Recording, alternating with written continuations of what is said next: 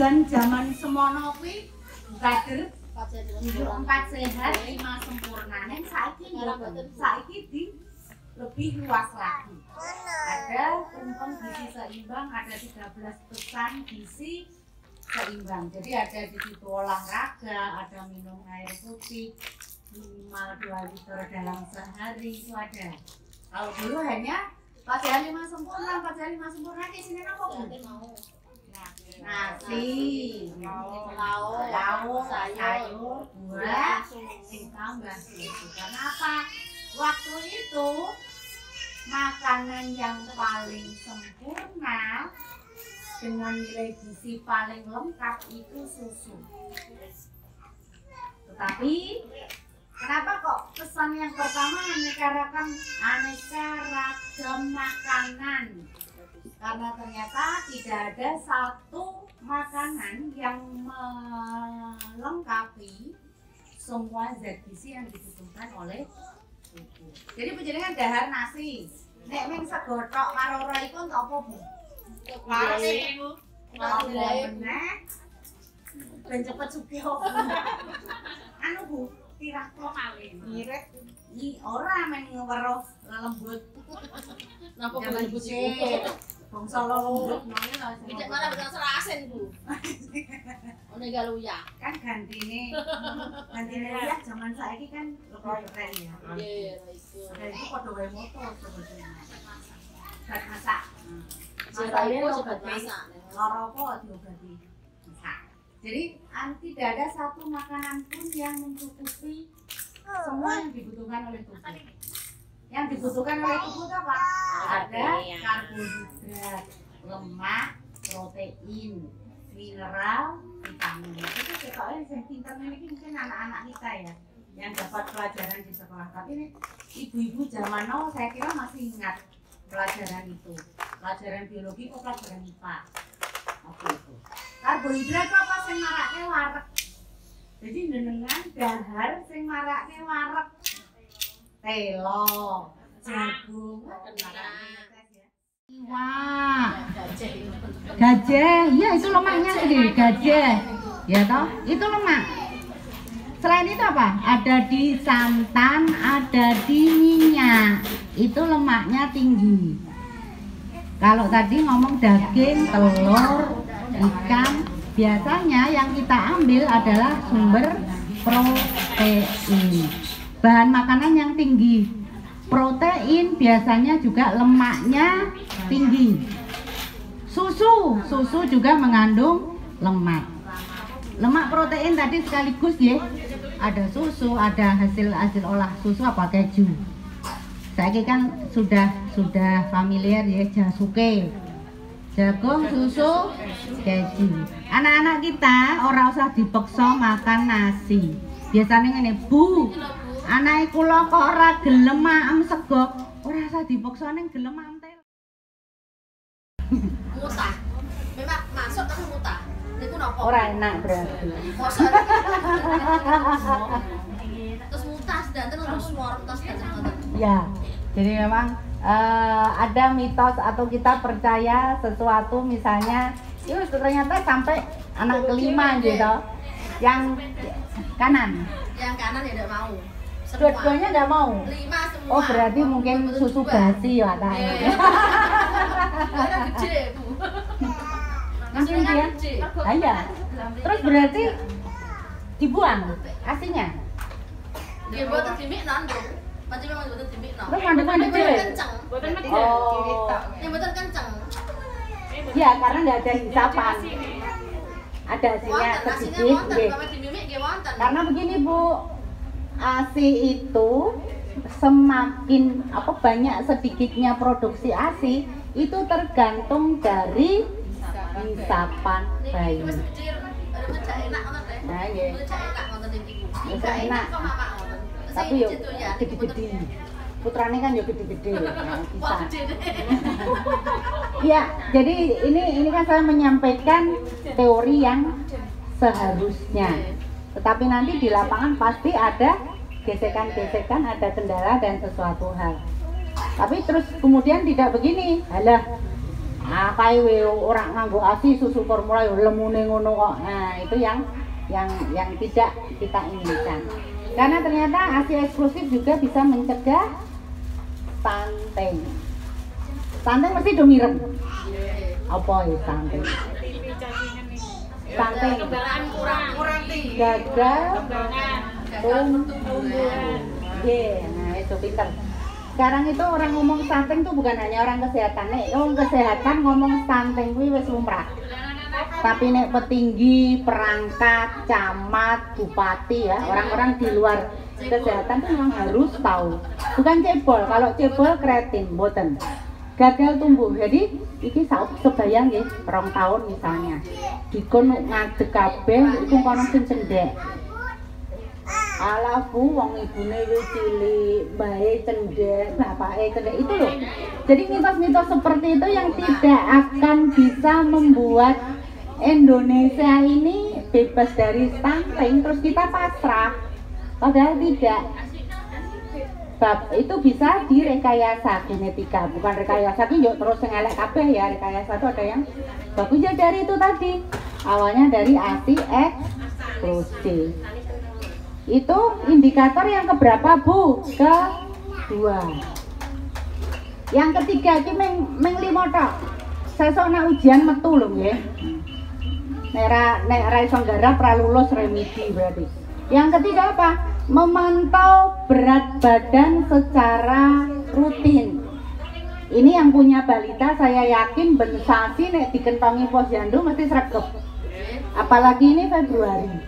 Bulan vitamin A nggih. Nah, jangan lupa mesti kunjungannya banyak. Nah, nek ora Bulan biasa nggih. kremung. 15 bareng tok niku. Padahal nek vitamin A nonton pinten? 45, 50. 50. Apa meneh nek kita sweeping ke TK, PAUD yang seperti itu kan? Dan itu vitamin A hanya 1 kali loh Bu. Engko wis do sekolah PAUD, ning PAUD diparingi ditampa, posyandu ditampa meneh diminum kabeh. Jangan, vitamin A itu dosis tinggi. Jadi hanya kenapa diberikan 6 bulan sekali? Karena dosisnya tinggi. Nah, jadi memantau berat badan secara rutin. Bu, penjenengan di rumah buku KIA disimpan sampai anaknya lulus 5 tahun nggih.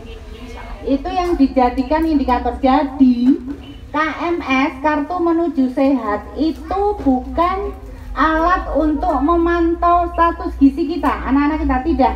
Tetapi itu alat bantu. Goni teni. Jenengan persani setelah menimbang sudah dititik sama Bu Kader atau belum? Bulan kemarin beratnya berapa? Bulan ini datang berapa? Kenapa? 2 bulan berturut-turut tetap atau tidak naik berat badannya, itu sudah terjadi yang namanya gagal tumbuh.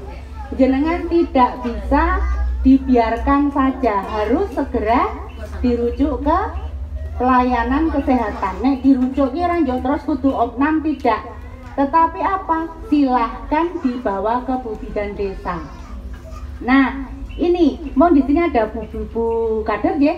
Saya menginginkan ada rujukan berjenjang. Itu diawali dari posyandu. Nyuwun tulung yang timbangannya tetap atau tidak naik berat badannya atau bahkan turun, itu jenengan cateti. Silahkan jenengan rujuk ke puskesmas. Nanti kita ada yang namanya rumah gizi Bintangku. Di situ nanti penjenengan bisa ketemu dokter spesialis anak, ada ahli gizi kumpul di situ, kemudian dikumpulkan, nanti akan dilihat kenapa ini kecil. Kecil itu bisa jadi faktor keturunan bisa, atau anak-anak kita terkena TBC. TBC anak itu yang terkadang kita abaikan. Nah itu nanti bisa diperiksa di laborat. Apalagi kalau sudah batuk enggak sembuh-sembuh. Ya atau istilah lainnya flek. Nah, jadi begitu. Terus sebetulnya menimbang itu memakai pakaian seminim mungkin dan jangan dipakein pampers. itu yang betul. Tapi nek nimbang do nganggo pampers nah itu sing repot. Apa meneh sing cah cilik-cilik dinggoni celana jin, dinggoni jaket jin, terus disangoni ting-ting ki wonten. Pakai pampers. Ben rada abot. Nah, yang betul tuh kalau menimbang, penjenengan juga yang dewasa tuh kalau mau menimbang, makanya kadang ada ditaruh di kamar mandi. Jadi pada saat kita tidak mengenakan pakaian, anak pun sebetulnya seperti itu. Cuman kan kita nggak tega ya, ngudani anak. Iku kok nek posyandu, yuk diudani sesuk ketoke.